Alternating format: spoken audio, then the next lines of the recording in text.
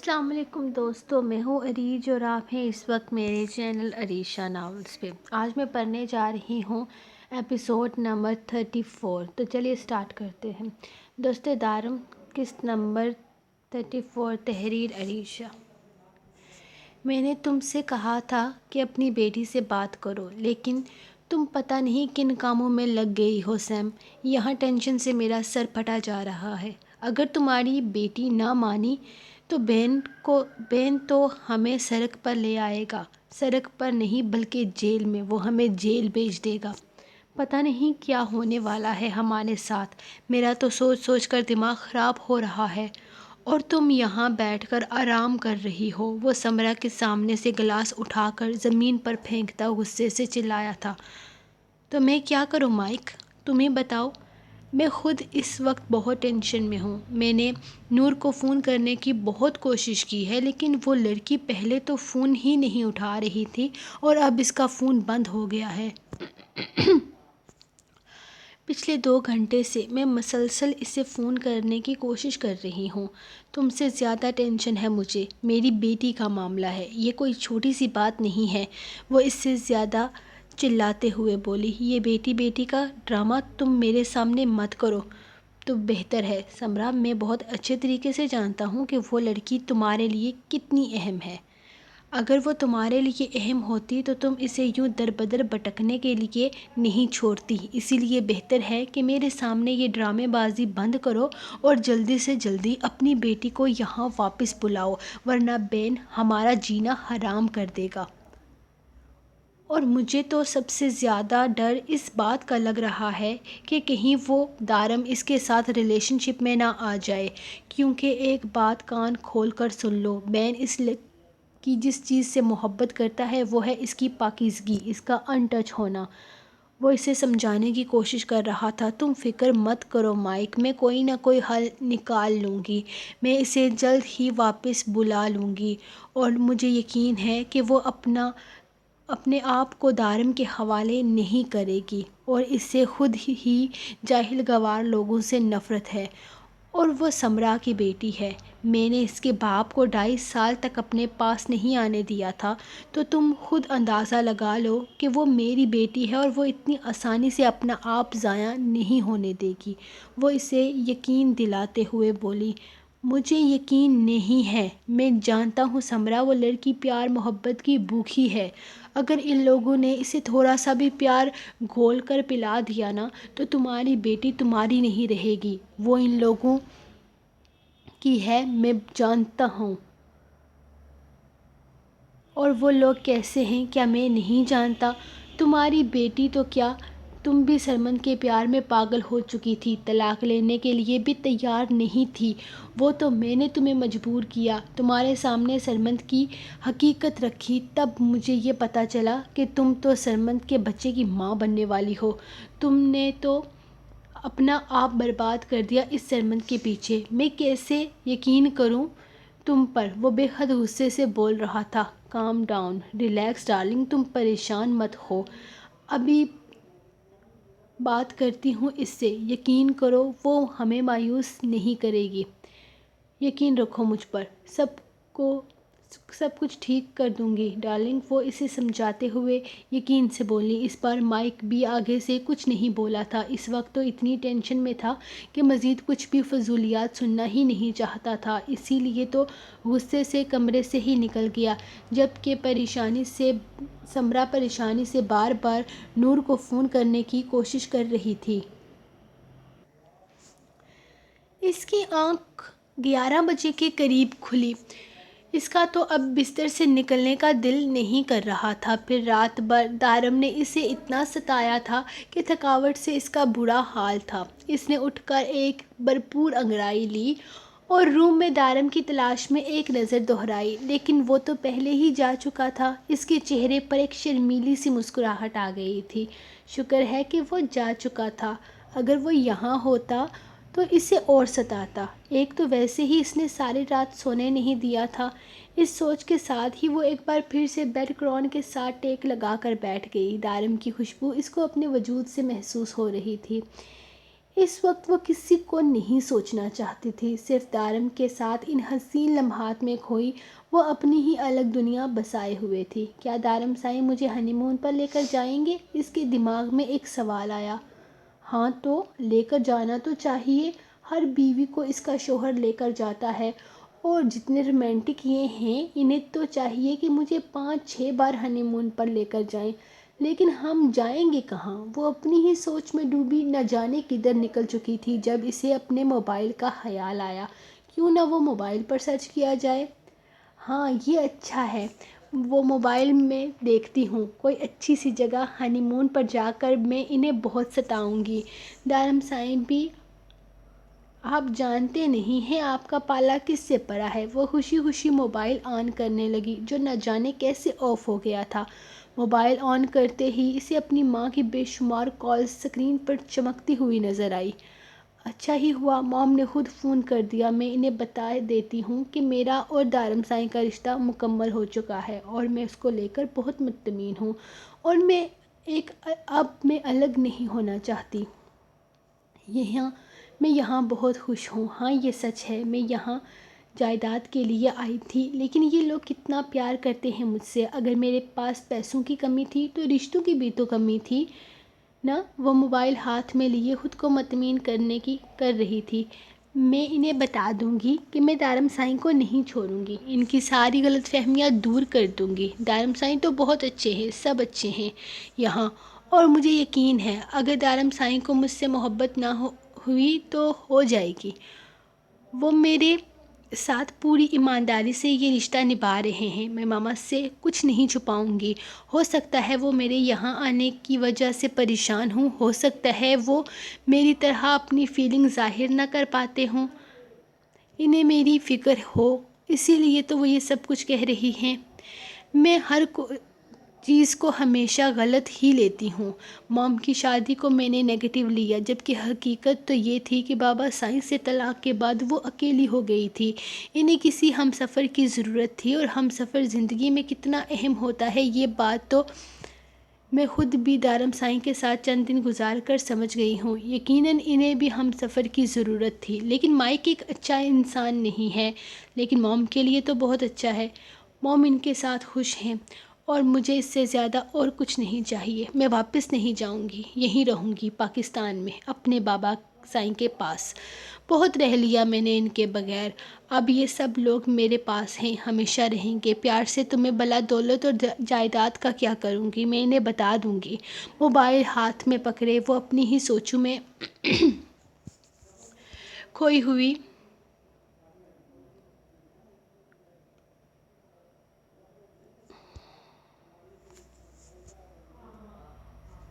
Mobile ہاتھ میں پکڑے وہ اپنی ہی سوچوں میں کھوئی ہوئی تھی، جلدی سے اپنی ماں کو فون کرنے لگی جب اچانک اس کا فون بجنے لگا۔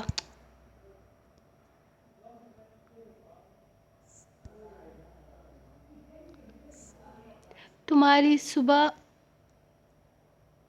سائیں کا نام جگمگا رہا تھا، لیکن اس نے تو اس نام سے کوئی نمبر سیو نہیں کیا تھا، تو پھر کس نے کیا؟ وہ سوچتے ہوئے فون اٹینڈ کرتی اپنے کان سے لگا چکی تھی۔ تمہاری صبح ہو گئی جانم سائیں، تھوڑی ہی دیر میں واپس آنے والا ہوں میں، تمہاری بہت یاد آ رہی ہے۔ سچ سچ بتاؤ مجھے، کہیں میرے گھر سے نکلنے کے بعد کوئی وظیفہ تو نہیں پڑتی تم، کہ میرے دل سے تمہارا خیال نہیں جاتا؟ فون سے آتی اس کی دلکش آواز پر وہ کھلکھلا اٹھی تھی۔ ابھی تک تو میں آپ پر کوئی وظیفہ نہیں کر رہی ہوں، لیکن آگے کرنے کا بھرپور ارادہ رکھتی ہوں۔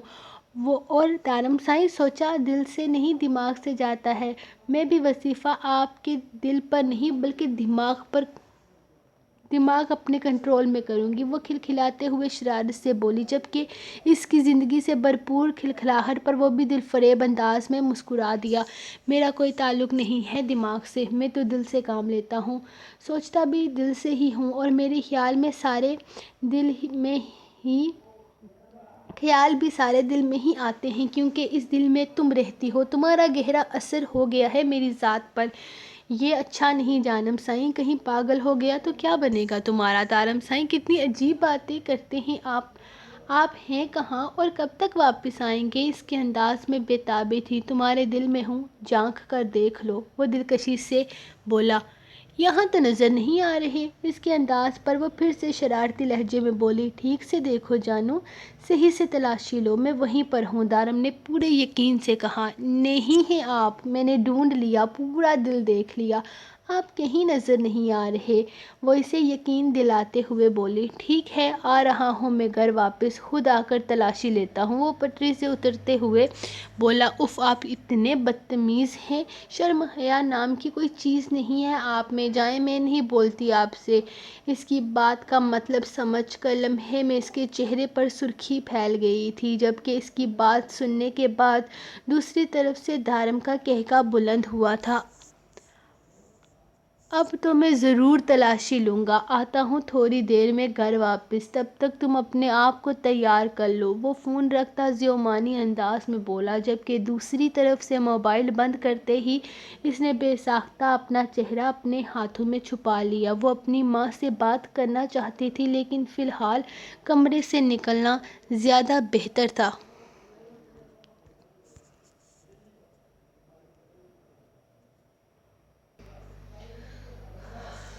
کتنے اسٹوڈنٹس ہیں تمہاری کلاس میں؟ وہ گاڑی چلاتے ہوئے اس سے سوال کرنے لگا، جبکہ وہ منہ بنائے گاڑی سے باہر دیکھنے میں مصروف تھی۔ بہت سارے ہیں، میں نے کبھی گنے نہیں۔ اس کے عجیب و غریب سوال پر وہ منہ بنا کر جواب دیتی ایک بار پھر سے اپنے پرانے کام میں مصروف ہو گئی۔ ساحر کو غصہ آ رہا تھا کہ اس کے ہوتے ہوئے وہ کسی اور کو اتنی اہمیت کیوں دے رہی تھی۔ بہت سارے ہیں، مگر کتنے ہیں؟ وہ سختی سے پوچھنے لگا، جبکہ ہاتھ میں مسلسل سگریٹ سلگ رہا تھا۔ ساحر صاحب، میں کالج اپنی پڑھائی کرنے جاتی ہوں، لوگ گننے نہیں، وہ اسے سمجھاتے ہوئے ٹھنڈے لہجے میں بولی۔ اور میرے پاس تمہاری فضولیات سننے کا وقت نہیں ہے، اسی لیے بتاؤ مجھے کہ تمہاری کلاس میں کتنے اسٹوڈنٹس ہیں؟ اس کے ٹھنڈے لہجے پر دوسری طرف سے جواب بھی ٹھنڈا ہی آیا تھا۔ ایک میں ہوں، ایک میری دوست ہینا ہے، ایک جویریہ ہے، ایک ہاجرہ ہے۔ وہ انگلی کی مدد سے ایک ایک نام گن کر لینے لگی۔ Shut up! میں نے یہ نہیں کہا کہ مجھے گن گن کر سب کے نام الگ الگ سے بتاؤ، یہ پوچھ رہا ہوں کہ لڑکے کتنے ہیں؟ وہ اسے خاموش کرواتا ایک بار پھر سے غصے سے بولا۔ اوہ، تو آپ کو یہ جاننا ہے کہ لڑکے کتنے ہیں؟ وہ ایک او کو تھوڑا لمبا کھینچ کر اس کی بات کو سمجھتے ہوئے مسکرائی۔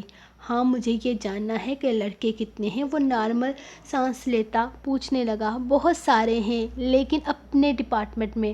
اگر آپ کو یاد ہو تو میں گرلز کیمپس میں پڑھتی ہوں اور وہاں لڑکے نہیں ہوتے، وہ اس کی عقل پر ماتم کرتی ہوئی بولی۔ تو ساحر نے سمجھنے والے انداز میں ہاں میں سر ہلاتے سگریٹ کا گہرا کش لے کر دھواں فضا میں چھوڑا۔ لڑکوں کا کیمپس کتنا دور ہے؟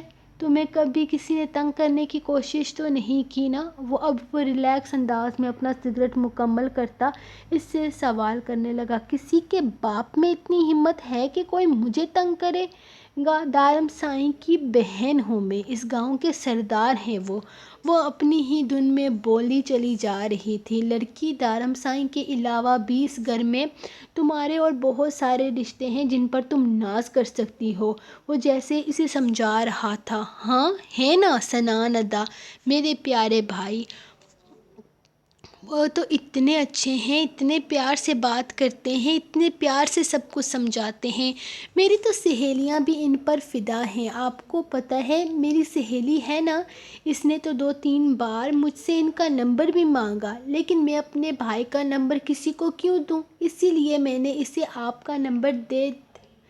اس نے اپنی زبان پر لگام کھینچی۔ تم نے اسے میرا نمبر دے دیا؟ وہ اس کی بات پر حیرانگی سے اسے دیکھنے لگا۔ اس بات پر یقین کرنا کافی مشکل تھا کہ وہ اس کے ساتھ ایسا بھی کر سکتی ہے، یعنی کہ وہ ہینا جس کی بار بار رانگ کال آ رہی تھی وہ اس کی سہیلی تھی۔ اس نے بولا تھا اگر سنان ادا کا نمبر نہیں دے سکتی تو آپ بھی ہینڈسم ہیں، پتہ نہیں اسے آپ اتنے ہینڈسم کیوں لگے، مجھے تو نہیں لگتے، اسی لیے تو میں نے اس کو آپ کا نمبر دے دیا اور ویسے بھی تو آپ خروس ہیں، اس سے بھی آپ نے خروسوں کی طرح ہی بات کی ہے۔ وہ تیز تیز بولتی اینڈ پر منمنائی تھی۔ ایک نمبر کی احمق ہو تم، وہ غصے سے گھوٹتے ہوئے اس کی معلومات میں اضافہ کرتے ہوئے بولا۔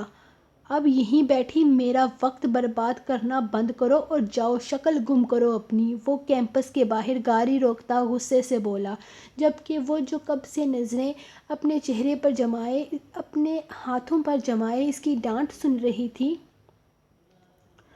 آپ کو میری شکل پسند نہیں ہے؟ اس نے نظریں اٹھا کر شکوہ کرتی نگاہوں سے سوال کیا۔ بالکل بھی نہیں۔ اس کی معصومیت پر وہ پہلے تو اش اش کر اٹھا، پھر دل جلانے والے انداز میں بولا، اسی لیے بولا تھا کہ نکاح نہ کریں مجھ سے۔ کیا زندگی ہوتی میری، کہیں باہر سے رشتہ آتا، 2-2.5 سال میں شادی، اور پھر ہمیشہ کے لیے چلی جاتی کسی دوسرے ملک میں۔ نہ امی کی ڈانٹ اور نہ ہی آپ کی گھوریاں، عیاشی ہی عیاشی ہوتی۔ وہ حسرت سے آسمان کی طرف دیکھتے ہوئے بولی، جب اچانک ساحر نے اس کا بازو اپنی سخت گرفت میں لے کر اسے اپنی جانب کھینچا۔ میری ہو تم، صرف ساحر شاہ کی۔ یہ بات اپنے اسٹیل دماغ میں اچھی طرح سے بٹھا لو، کیونکہ اگر میں خود اس بات کو تمہارے دماغ میں بٹھانے آیا نا، تمہیں بہت پچھتاؤ گی۔ بچو میرے قہر سے مسز زاوش ساحر شاہ، میں سچ میں بہت ٹیڑھا بندہ ہوں۔ اپنی ملکیت پر نہ تو کسی کی نگاہ برداشت کرتا ہوں اور نہ ہی اپنی ملکیت کو خود کو اپنا کہنے کی اجازت دیتا ہوں۔ اور تمہیں لگتا ہے میں تمہیں کسی اور کے نکاح میں شامل کر کے خود سے دور جانے دوں گا؟ تم میرے نکاح میں ہو تو ساری کی ساری میری ہو، تمہارے دل پر، دماغ پر، دھڑکن پر، یہاں تک کہ آتی جاتی ایک ایک سانس پر ساحر شاہ کا حق ہے۔ اب تو ساحر شاہ مر کر بھی تم سے الگ نہیں ہوگا، یہ بات یاد رکھنا۔ جاؤ یہاں سے، فضول میں وقت برباد کر رہی ہو اپنی فضول باتوں سے۔ وہ اس کا ہاتھ چھوڑتا چہرہ پھیر گیا، جبکہ زاوش جو کب سے حیرانگی سے اسے سن رہی تھی، اس کے حکم پر تیزی سے گاڑی سے باہر نکل گئی۔ نہ جانے کیوں اس وقت اسے ساحر شاہ سے خوف آ رہا تھا۔ پہلے تو اماں سائیں نے اسے زبردستی ساحر کے ساتھ کالج آنے پر مجبور کر دیا تھا، اور اب ساحر کی یہ باتیں اسے مزید پریشان کر گئی تھی۔ کیا وہ اس رشتے کو لے کر اس حد تک سوچ چکا تھا؟ جبکہ زاوش نے تو اپنے جذبات پر ہی پابندی لگا لی تھی۔ نکاح کے بعد بھی اس نے ساحر کو اپنی سوچوں پر سوار نہیں ہونے دیا تھا، جبکہ وہ شادی سے پہلے ساحر کے بارے میں کچھ سوچنا ہی نہیں چاہتی تھی۔ وہ جانتی تھی کہ وہ کس طرح کا انسان ہے اور کس طرح کی نیچر کا مالک ہے۔ اسے ساحر سے کسی بھی طرح کے اچھے کی امید نہیں تھی، اسی لیے وہ اس رشتے پر بالکل خاموش تھی۔ لیکن ساحر کے جذبات جان کر وہ خود حیران رہ گئی۔ اب یہ ہینڈسم کون تھا جو تمہیں چھوڑ کر گیا ہے؟ میں نے دیکھا ہے یار، تم نے ملوایا نہیں مجھے۔ کیا یہ بھی تمہارا کوئی بھائی ہے؟ اس کی کلاس فیلو زباریہ اس کے پاس رک کر پوچھنے لگی، جس پر زاوش نے اسے گھور کر دیکھا تھا۔ وہ ہینڈسم میرا ہے، اس نے دانت پیس کر کہا۔ ہاں تمہارا ہی ہے، لیکن تمہارا لگتا کیا ہے یہ بھی تو بتاؤ۔ اس کے سوال پر اس کے غصے پر زباریہ نے زیادہ دھیان نہ دیا۔ شوہر، ہسبینڈ، میاں، سرکا سائیں، خاوند، اور کچھ جاننا ہے؟ وہ اسے دیکھتے ہوئے غصے سے چبا چبا کر بولی۔ زباریہ کو ایسا محسوس ہوا جیسے اس کے دانتوں کے نیچے اسی کی گردن آ گئی ہو۔ ہاں تو ٹھیک ہے، پتہ چل گیا۔ اس طرح سے بات کیوں کر رہی ہو؟ وہ گھبراتے ہوئے بولی۔ کیونکہ وہ میرا ہے، میری ملکیت ہے۔ ان کی طرف آنکھ اٹھا کر دیکھا نا تو آنکھیں پھوڑ دوں گی، بوجھنی جی نہ ہو تو۔ وہ غصے سے اسے پیچھے دھکا دیتی خود اپنی کلاس کی جانب چلی گئی۔ اسے زباریہ کے انداز پر کیوں غصہ آیا تھا وہ خود بھی نہیں جانتی تھی، بس اتنا پتہ تھا کہ اگر وہ ساحر شاہ کی امانت ہو سکتی ہے تو اب سے ساحر بھی اس کی امانت تھا۔ اگر وہ اس کی ملکیت تھی تو اب سے ساحر شاہ صرف اس کی ملکیت تھا۔ اگر اس پر کسی کی گندی نظر ساحر شاہ سے برداشت نہیں ہوتی تھی تو وہ کیوں برداشت کرتی؟ سو گائز، یہ رہی آج کی ایپیسوڈ۔ تو ملتے ہیں آپ کو نیکسٹ ایپیسوڈ میں انشاءاللہ. تب تک کے لیے ویڈیو کو لائک ضرور کیجیے گا اور کمنٹس کر دیجیے گا، چینل سبسکرائب کر دیجیے گا. انشاءاللہ ملتے ہیں آپ کو نیکسٹ ایپیسوڈ میں کل. تب تک کے لیے اپنی رائٹر کو دیں اجازت. خدا حافظ.